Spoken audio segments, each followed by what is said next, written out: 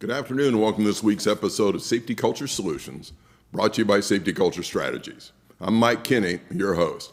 Do us a favor and check us out, see what's going on YouTube, share us and like us and pass the word on all the different great featured guests we have on our shows. Each week we look at different aspects of what a positive safety culture entails, what it looks like, what challenges can be, and also what we really like to focus on is solutions. This week, we are just so pleased to have with us Mr. James Junkin. He is the president of Mariner Gulf Consulting and Services, L.L.C. They're a boutique risk management, occupational safety and health consulting firm based in Louisiana with clients throughout the United States and abroad. James and his firm specialize in safety regulations, best practices, management systems, and ESH program development and implementation. Key services include providing expert opinion for legal actions, technical writing for company-specific written programs, training, and site safety consultations. He holds a designation of Certified Safety Professional, SMS, and ASP from the Board of Certified Safety Professionals. James is also a noted author with articles appearing in trade publications, such as Professional Safety Journal, and a much sought-after master trainer for Veriforce, having taught over 40,000 students and trained over 3,000 instructors. And rest assured, we're going to be talking about Veriforce. James, welcome to the show, sir. Thank you for having me. I'm very excited to be here. Yeah. So, You're too kind. Yeah. So how's everything going in Louisiana? Man, it's raining. But it's good to be outside. It's good to be outside. Well, in Vegas, we've been a little dry and arid for it seems like about 2-3 years, but hopefully we'll get. Now, before we get started, I got to profess, anytime I've had the pleasure like yourself speaking at different conferences, and if I get to New Orleans, I tell them, get me in a hotel as close as I can to the quarter. Between the music and the food, I'm the world's happiest camper. I don't need a rental car. It's just... Well, come on down. We're open. The char-grilled oysters are there. Oh, yeah. Oh, I discovered those last time. They said, have you ever had like a blackened or charred oyster? I fell in love. So it was just, I'm all excited. Came back and told the wife, and she goes, they're what? I said, no, they're really good. So we kind of roll into this. Just give me a little insight of how you ended up establishing a very unique firm, candidly. But you guys bring a lot of horsepower to the dance. So this probably wasn't the easiest thing to kind of get going. So what was your impetus to get this process started with your company? Well, when we first started, Mike, I came out of operations in the oil and gas industry. I was president and CEO of a company called Trico Oil Company down in Alabama. And after I left that industry after 9 years, I decided I wanted to get into consulting, but I wanted to get into management consulting. And all of our customers, when we were talking to them about management consulting, they were like, yes, we need succession plans. Yes, we want to learn how to streamline our debt. We want to talk about, employee engagement. But then they'd say, what I really need help with is this safety program. I've got my customers calling me and saying, we need some documentation related to your safety program. We need somebody to do safety minutes. So I said, I can learn to do that. And we added it as a component of what Mariner Gulf does. Perfect. And then the BP oil spill hit. Yes. And I had opportunity to get more involved in safety. And that's when we trained a vast number of people in oil spill response along the Gulf Coast, partnered up with what's now is Veriforce. Which is a leader in the safety industry, and really launched our company to where we still do management type consulting, but safety has taken by far 99% of what we do. Went back to school, got a degree in safety. There you go. And fortunately, I'm supported by a very talented team of individuals. And you're also a CSP. You and I share that handshake, so because as a lot of people know, getting a CSP is it's not an easy task. I mean, there's lots of moving parts. It's not. I'm proud to hold the designation. So, from your kind of day-to-day practice, for lack of a better phrase, what's one thing you like to make sure you do or ponder on every day to help your personal safety culture journey with your company? I think professional development is key for all of us as individuals. I'm a lifelong learner. I Perfect. always make time every day to read something. You can see all the books behind me back here. But I like to read Professional Safety Journal. I like to do my own research.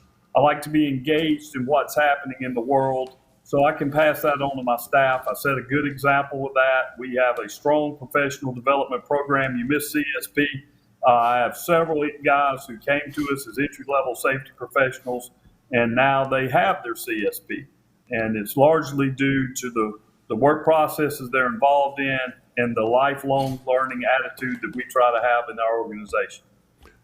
And your company is, well, congratulations, get more CSPs inside the house. With, I also want to congratulate your company for being willing to support them to pursue that certification, because there's some cost with that. And I've worked with companies, I says, I guarantee, that member of your team, they're committing a lot of their personal time preparing for it. So if you can help assist with defraying some of the costs to sit for the exam and the preparation, that speaks volumes to that staff, the commitment of your company to help them succeed. Thank you. Thank you. You bet. So, big picture look. So, we are really fortunate. We get a lot of C-suite people, viewing the show and commenting to me. So, if there was one thing that you would suggest for a C-suite, like the president, vice president of a company, what's one thing that they could be doing on a daily basis to either ensure or further enhance their safety culture with their company? Well, I think probably the largest problem I see in organizations related to what the C-suite can improve is communication.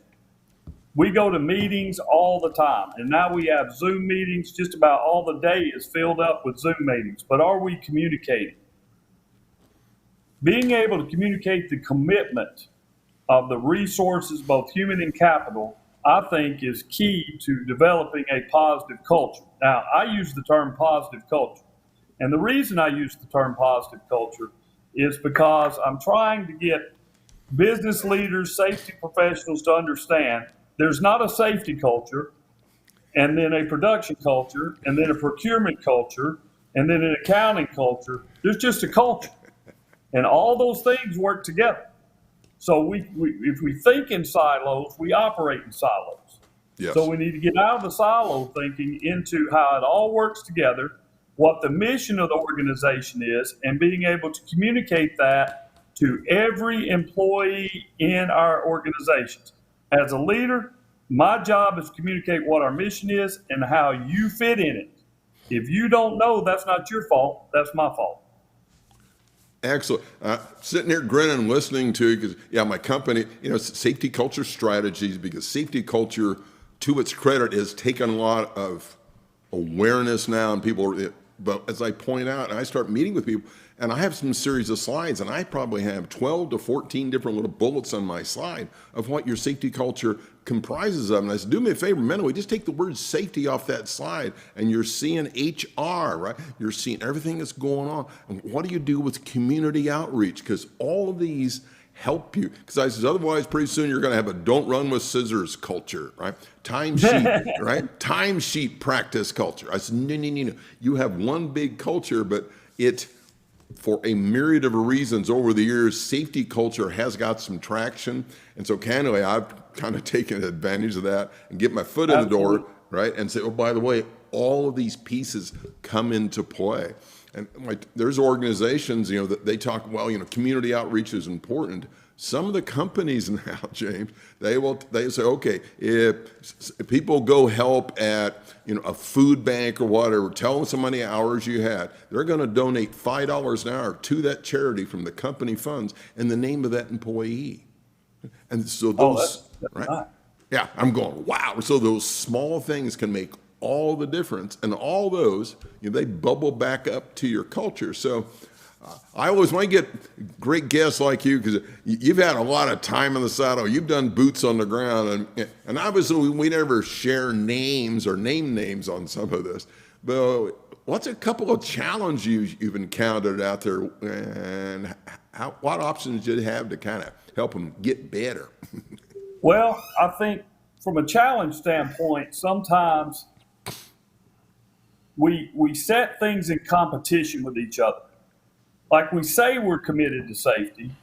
Safety is a value. Safety is important. We grade ourselves on that type of scale. But then we're willing to compromise. Whenever production has a showdown with safety, we're willing to bend a little bit toward getting it done. And I'm okay with getting it done. If we don't produce, we don't get paid. Nobody hires us for the output of safety, but safety impacts that. And it becomes easier. It's sort of like telling lies. When you tell a lie and you get by with it, then it's easier to tell the next one. When you sacrifice your personal integrity, it's easier to do it the second time. And as a leader, I think you have to really ward against going beyond what your limits of risk are. In other words, we're going to compromise safety in this endeavor, and then nothing happens. So that makes it easier next time. By integrating safety in production and quality, I believe you don't have to worry about having issues of integrity. So I would say that that's probably one of the things that I struggle with sometimes. I'd say that all companies struggle with is, hey, is it really a value to us? Is it a value enough to where we say we're not going to produce any products that are of poor quality and are not encompassing a strong safety consideration? You're right on target. And James, you and I have had the pleasure of chatting before, and I still share a presentation on Deepwater Horizon, and some of my clients will talk to me and says, well, Mike, we're not out in the middle of the ocean drilling. I says, yeah, but look what happened with something as simple as their QC information. Look at the amount of procedures they determined they were either just pretty much no value, or you couldn't implement as written. And as you and I shared, and a lot of people were aware of some of these problems, but they were, I think 40 some or 50 some days behind, and like, I don't know, 30, 40 million over budget. And so like you're saying, there's that push and pull going on. Well, by then, guess where the push is, right?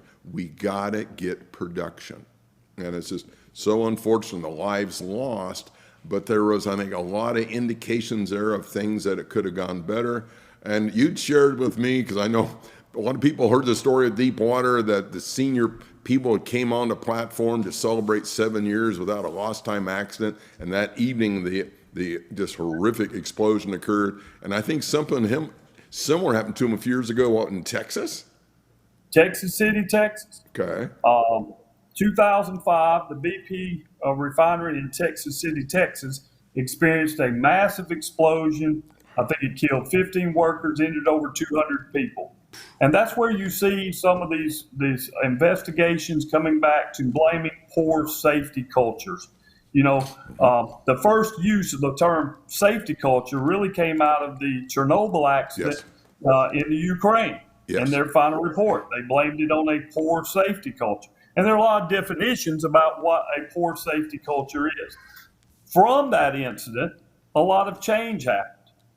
But yet, 5 years later, in the Deepwater Horizon incident, the Chemical Safety Board cited some of the same reasons related to culture for the Deepwater Horizon incident as it did in the Texas City incident, despite billions of dollars being spent, change in leadership, emphasis, etc. So one of the things I think that contributes to this, and you mentioned it, is related to how we go about defining safety, right? And defining achievement in safety. You mentioned personal injury statistics, low OSHA recordable injury rates. Now, I believe that the same things that lower OSHA recordable injury rates are not the same things that prevent fires, explosions, process safety issues. Really, that comes down to systems. And systems is part of your culture as well. I don't want to denigrate personal injuries. I don't want people to get hurt. But just because you've gone 7 years without an OSHA recordable doesn't mean around the bend we're not going to have problems. And without monopolizing your time, I want to say one thing about that, because I get fired up about this like I start preaching, right? Well, good. Safety culture is not a destination. Thank you. Okay? Safety culture is a journey. Thank you. And I liken it to sports. Rarely do you see Super Bowl teams repeat. I'm a huge Alabama fan. You don't ever see hardly Alabama repeat. Roll Tide. One of my students today said, "You're gonna be on that, or you're gonna say Roll Tide." I said, "You doggone right I am." But why do effective teams that have the core nucleus of their team together not repeat the next year? I'm gonna tell you, it's the human condition. The human condition is to set a goal, achieve that goal, and become satisfied with that goal. We think we've arrived, and we never arrive in culture. Culture is not a destination, it is a journey. It is a journey. That's a great segue. We're going to journey into a commercial. We're going to come right back. We got a lot more to learn what's going on with James and the gang over there at the Mariner Gulf Consulting, and we're also going to be talking a little bit about Veriforce. This is a fascinating opportunity for a lot of people, I think, to maybe get a better handle on when they're bringing in some of their subcontractors and ways to train people. Don't go away. We'll be right back. Safety Culture Strategies provides world-class safety culture and safety program management consultative services for clients throughout the United States. Whether your company is pursuing Voluntary Protection Program STAR designation, ISO 45001 certification, or considering a comprehensive review of your current safety programs and processes, Safety Culture Strategies brings hands-on experience combined with a unique perspective that readily translates from senior management to task-level personnel. This collective skill set provides you with a very insightful health check of your overall safety management system that can also assist with reducing injuries and attrition, as well as increasing profitability. Safety Culture Strategies is also certified to provide Ziegler Institute employee engagement training and leadership coaching. When combined with established relationships with federal and state regulators, Safety Culture Strategies is uniquely positioned to assist the safety culture efforts of any company. For additional information, visit www.scstrat.com or call us at 702-780-1410. After all, every company has a safety culture, but is it the culture you want?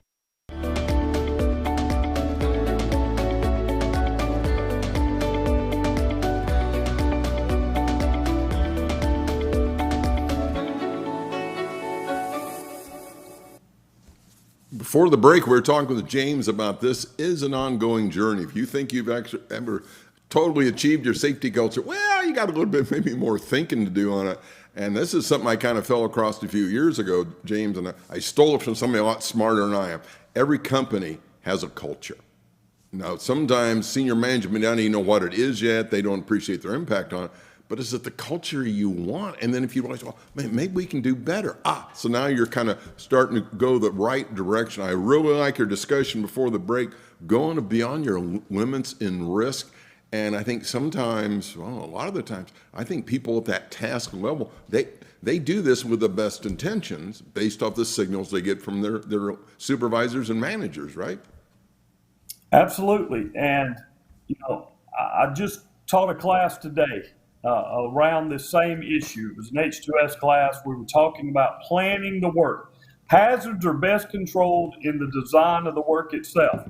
And oftentimes, we go back to prevention through design and we're talking about equipment. But I'm also talking about field execution, every job that we have out there. Sometimes we look to employees, and I think we expect too much of our field personnel. I mean, we're sending people into the field. We tell them, go out there, do the job, be an expert, have good quality, have good production, identify all the hazards, implement the engineering controls, make sure if something pops up, you have a proper mitigation plan. And I'm like, if they could do all that, why would we ever need management, a safety professional? Just give them a dispatcher and somebody to send the invoice out there. Yeah, just say go. That's right. Just say go. Yes. Yes. Right. So from my perspective, a lot in defining your culture comes down to what are we willing to do to prepare to win? Ooh. Coach Bryant used to say this, give you an old Alabama analogy, right? Roll Perfect. Tide. Everybody wants to win, but it's the willingness to prepare that's the difference. Are you willing to do the work that's not billable? Are you willing to go out and sit down and think about processes, think about hazards, say, what if? Use your risk matrix. Every safety program in the world has a risk matrix based on severity and probability. But are we doing it? Yeah. Are we doing it? So when we talk about commitment, and that's the cornerstone to any culture, any safety management system, ISO 45001, ANSI Z10, what's the number one foundation? Hey, we got to have management commitment. Yes. But that's commitment not only in treasure, but also in human resources. Yes. Am I willing to get the people involved, the people that do the work with the people who plan the work, to make sure that we are communicating, that we are identifying hazards, and that we're not trying to perform in some sort of static manner. And then when things don't go out our way, we blame the guy, and then, of course, we retrain him, and none of that's proven to be effective. Well, that's always the answer, right? Either more training or additional procedures. And, it's fascinating working with some of my clients over the years, and I explained to them, I said, one of the fascinating things I've seen other parts of the country is they will bring in the craftsmen, the iron workers, whatever, and they have them sit in the project planning meeting. And then I'd get some feedback, goes, well, that's going to be additional cost for them sitting in the room, and they aren't doing, this is a quote, real work. I says, okay, let's kind of slow this conversation down a little bit, because I says, every time I've seen companies with the willingness to do that, to engage the task level people in the planning, they end up with a better job. They will usually come in under budget or ahead of schedule, and who's not happy with that? And they have a safer work environment, and you have better engagement. So that absolutely right. So maybe there's another 20, 30 hours you haven't thought about for project planning, but I've yet to see it not result in tremendous positive results on the back end. And then when you start shifting that culture a little bit, well, now they're looking forward to the next project planning meeting. Sometimes they won't even wait for the meeting. They'll come up to you in your field and go, hey, James, I think I found a better way to do it, right? Because they choose to make that commitment to get them involved on the front end. People ask me, what's the secret to success? How do we make all this work? How do we make safety work? How do we make production and quality get there to better? And I'm going to tell you, I think Sir Isaac Newton said it best. He said, if I can see further than most, it's because I've stood on the shoulders of giants. Nice. It means he surrounded himself with good people. And that's what we try to do over here at Mariner Gulf. That's what we talk to our clients about. Perfect. Reach into those employees that actually have to do the work. You'd be surprised at the innovation they have. You'd be surprised. If you ask them, they'll tell you where the next accident's coming from. Yes. And sometimes I think there's this mentality, we're going to send down orders from on high, we're going to create policies and procedures to safety people, my book says we needed to do it this way without involving the folks that actually it impacts. So culture is about people, man. It's about communication. It's about involvement. It's about using the resourcefulness. I'm constantly surprised about the resourcefulness of our team. Absolutely correct. I tend to get out of their way. I sort of coach the coaches nowadays and let them run with the ball over here. So we're talking about coaching coaches, and we got a few minutes. I'd really like to have you share some information on Veriforce. It sounds like, James, this is a really innovative way for companies as they're kind of tooling up, then bringing on other organizations to help. Can you give us some insight on this process, please?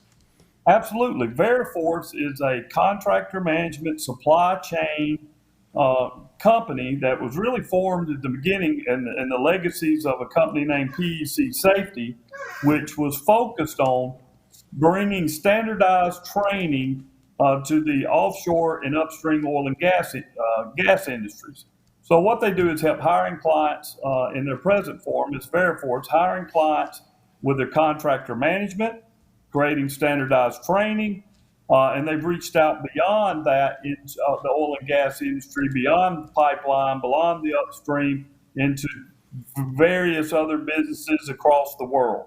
So I know for a fact they're in facilities management, they're in telecommunications management, and the whole idea is to accomplish one mission, And that's to create tools that help workers get home safely from high hazard jobs. So I've been a Veriforce master trainer for over a decade. I'm very proud to be associated with that organization because their goal is the right goal, which is help workers get home safe. So then you are authorized to provide this instruction to your different clients? I do, and I'm also a master trainer. So what that means is I conduct training trainers for Veriforce, and I create other instructors. I help those instructors, train their people or their customers as well. So people could reach out to you if they want to learn more about this process with Veriforce? Absolutely. Cool. Absolutely. You reach out to me. I'll be glad to put you in touch with the right people at Veriforce. They are the largest contractor management service in the world. And as you and I talked before, I believe that this is a tool that can also be used to help everybody kind of when they're rolling out to go to work and they're new on the side or at a refinery to address some of the unique hazards in the control set in that work environment. Is that true? Accurate? Absolutely. Okay, Absolutely. The foundation of a standardized safety orientation really came from the offshore industry and made its way into the onshore industry. And what we found was all the different hiring clients had standard, orientations, not really standardized, but everybody talked about HAZCOM, everybody talked about fall protection, confined space, et cetera. And you had all this repetitive training that was going on, but not necessarily value added.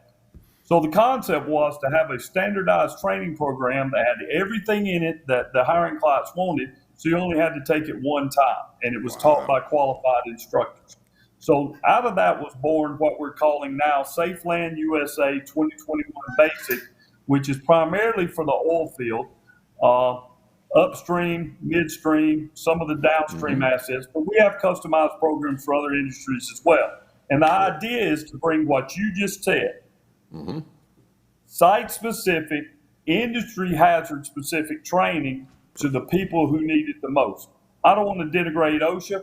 I'm an OSHA 10, OSHA 30 instructor, but there's some limits to that. OSHA 10 general industry is not going to address excavation. And in our line of work, we're digging in the ground. So we need to know about excavation. So these programs are designed to bring those concepts together to have one standardized orientation. Cool. Everybody knows what's in it, and it's taught by qualified instructors. So for all our viewers, and we had the opportunity, people check us out a lot after the show's broadcast. So just think about what I'm hearing out of this is you get more site-specific considerations. It's really on target. It's going to be able to enhance awareness of what they're doing, and you're going to be able to repeat that. So now the opportunity for people to be learning consistently. So this, I don't know, Haas, this kind of sounds like a win-win all the way around. Well, I think so. I like it because it's transferable to the student. The employee gets it, and then if they go to the new organization, and we all kind of swap employees back and forth, at least you know when they're coming that they have that card, that they have been given some specific training related to the baseline of occupational safety and health. There's a couple more quick questions. We're getting towards the end of this show. I always start out, I say, man, how's it going to go today? And the next thing I know, the show's almost over. One of the questions I always like to ask, early in your career, James, can you recall maybe one or two people that really impacted you in a positive manner that assisted you with the trajectory of your career to where you're at now? Absolutely, and I tell this all the time. If I'm anywhere where I am today, if anybody thinks that we're successful or likes the way I teach or whatever, I can't take any credit for that. That really comes from my association with some master trainers at Veriforce that took me under their wing, that allowed me to fail, but to fail safely and to learn how to be a safety professional. And kind of back what I was saying earlier, surround yourself with good people. That was the message that they told me. Never compromise your character. Hire people of good character that you empower and you don't micromanage, because that's how they taught me. That's how I learned. So from them, I've tried to adopt that philosophy and the advice that we're giving to our consultants, that the advice that our consultants are giving to our clients, and to what I'm doing as far as our instructor network as a master trainer. That's the key. I love it. Okay, we're getting towards the end now. I've got a little scenario for you, so bear with me. You're on one of the national safety conventions. You've spoken, and people are cheering and chanting your names. They're asking for your autographs. They threw their hats in the air, and they're in New Orleans. They can't wait to get more of the black and oysters out there. So as you go to leave the stage, what's 2 or 3 things you really hope they write down in their notebooks and take back to their organizations to help enhance their culture? Never confuse activities with accomplishments. Results are what counts. Okay? Okay. Management gets the culture it deserves. Ooh, If you have a poor culture, it might be you. Okay? Initiatives are great, slogans are inspiring, but real change in organizations comes from accountability and zero excuses. Okay? Secondly, top management and safety professionals never need to stop learning. There's always something new. There's always something innovative that's out there. So I'd say to us all, commit to lifelong learning personally in your crafts. That's what I do. I think I'd recommend that to everybody because you never know what challenges lay around the next bend. So that'd be the advice I would give to my peers and to business leaders alike. Perfect. So what's an easy way for people to get a hold of you? Well, www.marinergulf.com, or you can look up James Junkin, CSP, on LinkedIn. I have, I guess, close to 4,000 people that follow us. Mariner Gulf has also got a page, Mariner Gulf Consulting and Services on LinkedIn. We'd like for you to like and follow our page. We share a lot of good information related to the field of occupational safety and health, and we really like lively conversation on there. So reach out to us. Excellent. Well, James, I can't thank you enough, and you guys are really kind of, I think, on the point of the spear, appreciating and being able to convey for some of these significant hazards what some unique skill sets. Once again, I want to thank all our viewers. This concludes our show this week for Safety Culture Solutions. Please get a hold of me, and we always like to chat as well and compare notes and brainstorm some ideas. He says, Mike, how can we get a hold of you? Well, thank you for asking. We actually have information for you. Best way is check us out on the website, www.scstrat.com. You can get a hold of me. Now, this one's really easy, mike@scstrat.com. Give me a call at the office, 702-780-1410. Until next time, enjoy your safety culture journey. And the more positive you can get it, the better, and you're never done, and it's always going to enjoy it. Have a great day. Bye-bye till next time.